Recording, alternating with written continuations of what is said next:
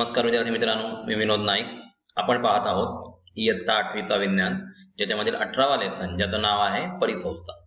विद्यार्थी मित्रांनो, यापूर्वीच्या पहिल्या सेशनमध्ये आपण पाहिलं की परिसंस्था म्हणजे काय, इकोसिस्टीम म्हणजे काय, जैविक आणि अजैविक घटकांमध्ये कशा प्रकारे आंतरक्रिया होत असते.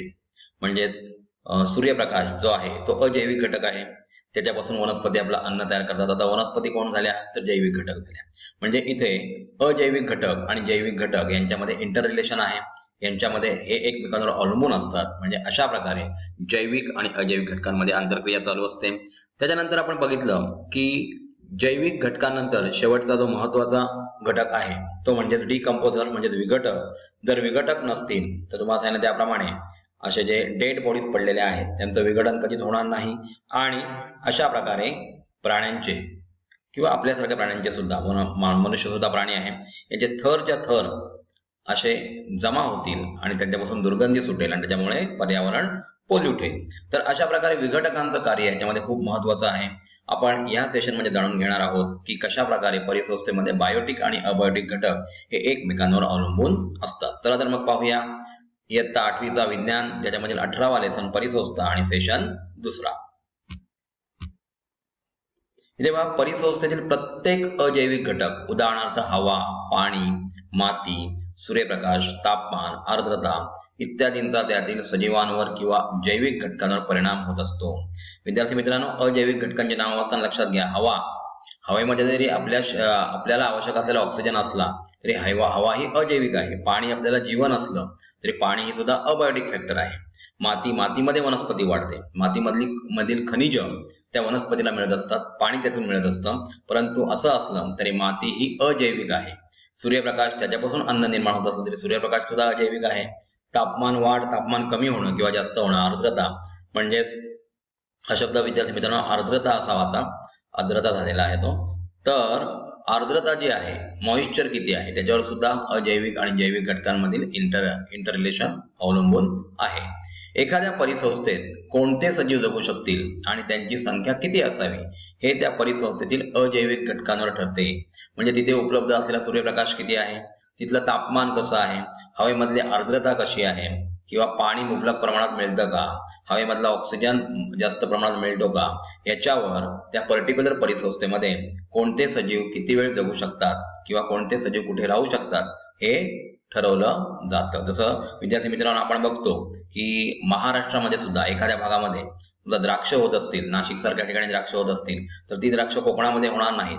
याचं कारण का, तिथली हवा, तिथला सूर्यप्रकाश किंवा तिथला मातीचा पोत, त्याच्यामध्ये असलेले घटक हे त्या द्राक्षाच्या वनस्पतीसाठी कोकणामधल्या मातीमध्ये आवश्यक असलेले घटक मिळणार नाही. त्याचप्रमाणे परिसंस्थेमध्ये सुद्धा तिथे उपलब्ध असलेल्या अबायोटिक फॅक्टर्सवर, म्हणजे अजैविक घटकांवर तिथे कोणते पक्षी, कोणते प्राणी किंवा कोणत्या वनस्पती असाव्यात हे ठरवलं जातं.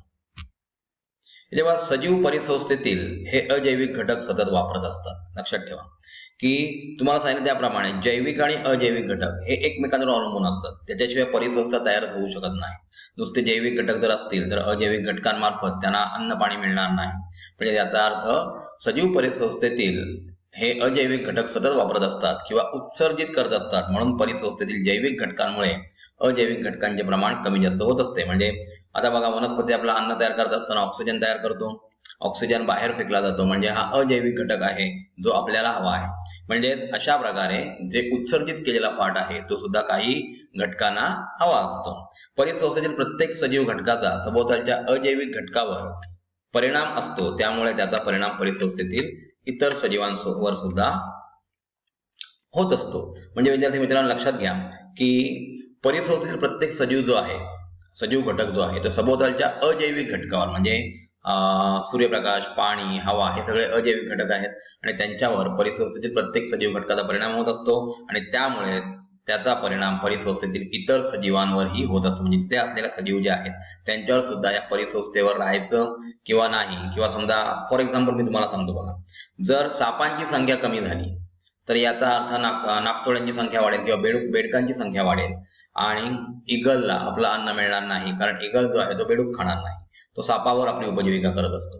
म्हणजेच तिथे कोणते घटक अवलंबून उपलब्ध आहेत त्याच्यानुसार परिसंस्थेतील इतर घटक तिथे उपलब्ध असतात. इथे पहा, परिसंस्थेतील प्रत्येक सजीव त्या परिसंस्थेत राहताना, कार्य करताना विशिष्ट भूमिका बजावत असतात. म्हणजे प्रत्येकाचं कार्य वेगवेगळं असतं. जसं आपण बघतो, फॉर एक्झाम्पल लेग्युमिनस प्लॅन्ट जे आहे त्याच्यामध्ये जे ॲझॅटोबॅक्टर्स आहेत, म्हणजेच नायट्रोजन फिक्स करणारे जे बॅक्टेरिया आहेत, ते त्या वनस्पतीकडून कार्बोहायड्रेट्स घेत असतात आणि वनस्पतीला त्याच्या बदल्यात नायट्रोजन पुरवत असतात. म्हणजे प्रत्येक सजीवाचं वेगळं असं काम, वेगळं असं कार्य त्या परिसंस्थेमध्ये असतं. या सजीवांचे परिसंस्थेतील इतर सजीवांच्या संदर्भातील स्थान व तो बजावत असलेली भूमिका याला निश असं म्हणतात. NICHE याचं स्पेलिंग आहे. निश म्हणजे हा सजीव जो आहे इतर सजीवांच्या संदर्भात परिसंस्थेत कोणत्या प्रकारची भूमिका बजावतो त्याला निश म्हणतात. जे सिम्बायोटिक जीवन तो कशा प्रकारे जगतोय त्याला निश असं म्हटलं जातं. उदाहरणार्थ बागेत वाढणारे सूर्यफुलाचे झाड, इथे बघा फार सुंदर एक्झाम्पल दिलेलं आहे की बागेत वाढणारं सूर्यफुलाचं झाड जे आहे ते ऑक्सिजन हवेत उत्सर्जित करते व मधमाशा, मुंग्या इत्यादी कीटकांसाठी अन्न व आसरा पुरवते. म्हणजे हे जे सूर्यफूल आहे ते हवेत ऑक्सिजन उत्सर्जित करतो, तो प्राण्यांना हवा आहे. त्याचप्रमाणे मधमाशा किंवा मुंग्या ज्या आहेत जे त्यांच्यावर त्याची उपजीविका करतात त्यांना अन्न व आसरा पुरवण्याचं काम सुद्धा हे सूर्यफूल करत असतं. म्हणजेच याला ही जी भूमिका आहे त्याला निश असं म्हटलं जातं. इथे पहा, एक पिक्चर दिलेला आहे परिसंस्थेतील घटकांमधील आंतरक्रिया. आपण जैविक घटकांपासून म्हणजे वनस्पती उत्पादक आहे तिथून जर सुरुवात केली तर उष्णता बाहेर फेकली जाते. वनस्पतीपासून प्राणी अन्न ग्रहण करतात. प्राण्यांमध्ये कोण कोण असतात तर प्रायमरी, सेकंडरी अँड टर्शियरी भक्षक असतात, म्हणजेच कंझ्युमर आहेत. प्राथमिक, द्वितीयक आणि तृतीयक भक्षक याच्यामध्ये असतात. म्हणजे आपण बघितलंय की वनस्पतीवर एखादी गोट आणि त्याच्यावर जगणारा वाघ किंवा सिंह हा सर्वोच्च म्हणजे तृतीय भक्षक झाला. गोट जो आहे तो द्वितीय झाला आणि वनस्पती ही प्राथमिक म्हणजे उत्पादक झालेली आहे. आता ह्याच्यापासून जेव्हा यांचा मृत्यू होतो, टर्शियरी कंझ्युमरचा मृत्यू ज्या वेळेला होतो त्यावेळेला मृत शरीराचं विघटन करण्यासाठी तुम्हाला दाखवलं त्याप्रमाणे इथे छोटे छोटे जे मायक्रो ऑर्गॅनिझम आहे, सूक्ष्मजीव काम करत असतात आणि याच्यातून सुद्धा उष्णता निर्माण होते. आता मुक्त द्रव्यांचे पुनर्चक्रीकरण होते, म्हणजे हवेत सोडले जातात.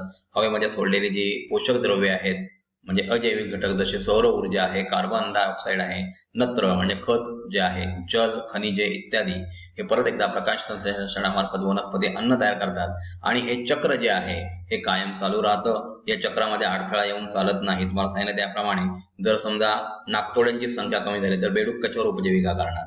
म्हणजे इथे जे नाकतोडे आहेत तेच संपले तर बेडूक सुद्धा जिवंत राहू शकत नाहीत. बेडूक जिवंत राहत नाही म्हटल्यानंतर साप सुद्धा जिवंत राहणार नाहीत आणि साप जिवंत नाही राहत म्हटल्यानंतर टर्शरी कंझ्युमर त्याच्यावर अवलंबून असलेले कंझ्युमर सुद्धा जिवंत राहू शकत नाहीत. म्हणजे या चेन मध्ये विद्यार्थी मित्रांनो अडथळा येऊन चालत नाही. आता पहा, वरील आंतरक्रियेत सूक्ष्मजीवांची भूमिका काय आहे? विद्यार्थी मित्रांनो लक्षात घ्या, या चक्रामध्ये सूक्ष्मजीव जर नसतील तर सांगितलं त्याप्रमाणे डेड बॉडींचं विघटन होणार नाही, डिकम्पोजिशन होणार नाही. म्हणजे त्यांच्या शरीरातले जे घटक आहेत ते परत जमिनीत जाणार नाही आणि जमिनीत न गेल्यामुळे कुठेतरी ह्या घटकांची कमतरता जाणवेल आणि हे चक्र पूर्णपणे थांबलेलं असेल. अजैविक घटक उत्पादकांना कसे मिळतात? तर विद्यार्थी मित्रांनो लक्षात घ्या, अजैविक घटक म्हणजे सूर्यप्रकाश सूर्यापासून मिळतो, पाणी मातीमध्ये असतंच किंवा तापमान सूर्यप्रकाशामुळे मिळत असतो, हवा त्याच्यामधला कार्बन डायऑक्साईड. म्हणजे अशा प्रकारे आपले जे बायोम्स आहेत म्हणजे जे वातावरण आहे त्याच्यामधून अशा प्रकारचे घटक वनस्पतींना मिळत असतात, उत्पादकांना मिळत असतात. भक्षक कोठून अन्न मिळवतात? आता भक्षक तुम्हाला सांगितलं की एखादी गोट आहे, ती गोट त्या म्हणजे वनस्पतीवर जगत असते. आता हे गोटचे भक्षक कोण असतील? त्यापेक्षा मोठे प्राणी म्हणजे वाघ, सिंह असतील, ते त्यांना खाऊन टाकतात. म्हणजे अशा प्रकारे एकमेकावर अवलंबून असतात आणि आपापलं भक्षक शोधत असतात. म्हणजे भक्षक जे आहेत, आता उदाहरणार्थ आपण परत दुसरी सायकल घेऊया की ह्याच्यामध्ये पाण्यामध्ये डबक्यामध्ये असलेल्या ज्या छोट्या वनस्पती आहेत त्यांच्यावर हे मासे जगत असतात. माशांना मोठे मासे खात असतात, म्हणजे त्यांचे हे भक्षक झाले, मोठे मासे भक्षक झाले. आता मोठ्या माशांना पक्षी खात असतात, म्हणजे पक्षी हे भक्षक झाले आणि मासे त्यांचे भक्ष्य झाले. म्हणजे अशा प्रकारे ही इंटर रिलेशन चालू राहते. पक्षी किंवा प्राणी मेल्यानंतर डिकम्पोजर त्यांचं डिकम्पोजिशन करतात म्हणजे विघटन करतात आणि अशा प्रकारचे परत एकदा घटक जमिनीमध्ये जातात. जमिनीमध्ये परत एकदा उत्पादक त्या घटकांपासून आपली उपजीविका करत असतात आणि अशा प्रकारचे अजैविक घटक त्यांना मिळत असतात. म्हणजे अशा प्रकारे हे चक्र कायम चालू राहतं.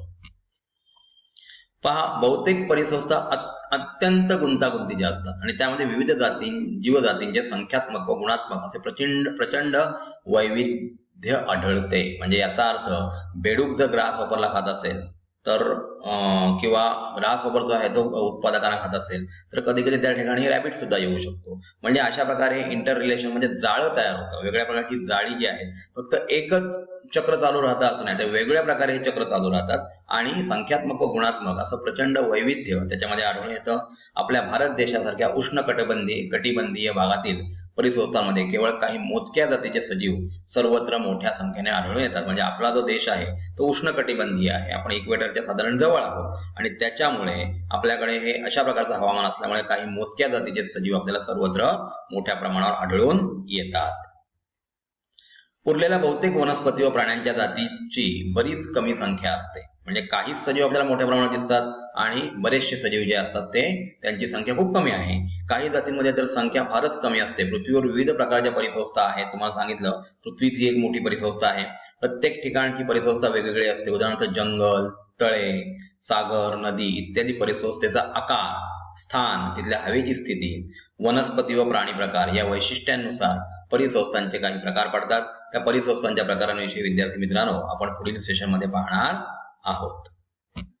तर विद्यार्थी मित्रांनो आपण या सेशन मध्ये वेगळ्या प्रकारच्या परिसंस्था कशा असतात आणि त्यांच्यामध्ये विघटक जे असतात ते कशा प्रकारे भूमिका बजावत असतात याच्याविषयी आपण या सेशन मध्ये जाणून घेतलं. विद्यार्थी मित्रांनो आज विद्यालय म्हणजे एनी टाइम एनीवेअर स्कूल हे असं एक ऑनलाईन एज्युकेशन ऍप आहे की ज्याच्या मार्फत आपण 6वी ते 10वी पर्यंतचा विविध विषयांचा जसे की science, social science, maths, Marathi, English, गणित म्हणजेच मॅथ्स आणि कम्प्युटर या विषयांचा अभ्यास आपण घर बसल्या करू शकता. आपल्याला आकलन होईपर्यंत म्हणजे अंडरस्टँडिंग आपल्याला होईपर्यंत आपल्याला हे तज्ञ शिक्षक हे विषय शिकवत असतात आणि त्यांचं योग्य मार्गदर्शन आपल्याला मिळत असतं. आपण हे ऍप रजिस्टर केलेलं आहे. आपल्या इतर विद्यार्थी मित्र मैत्रिणींना सुद्धा या ऍप बद्दल माहिती द्या जेणेकरून त्यांचंही भवितव्य उज्ज्वल होईल. धन्यवाद.